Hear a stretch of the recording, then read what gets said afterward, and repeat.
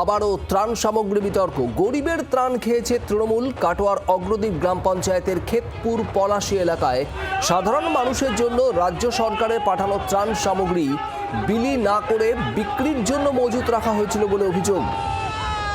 এলাকায় কয়েকটি ভাড়া নেওয়া গোডাউন রয়েছে স্থানীয় তৃণমূল নেতাদের।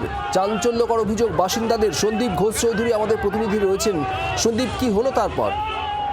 দেখো শুভদীপ, যে ঘটনা ঘটেছে সেই মুহূর্তে কিন্তু উত্তেজিত জনতার কাছ থেকে পুলিশ গিয়ে ক্ষেতপুর পলাশীর বাড়ির মিতা সুন্দর মুখার্জি, যিনি পূর্ব বর্ধমান জেলা পরিষদের কর্মাধ্যক্ষ সদস্য, এবং তিনি তার উপর আক্রোশ হয় এবং তাকে পুলিশ নিয়ে এসে গ্রেপ্তার করে যে আজ থেকে কাঁকড়া তুলবে।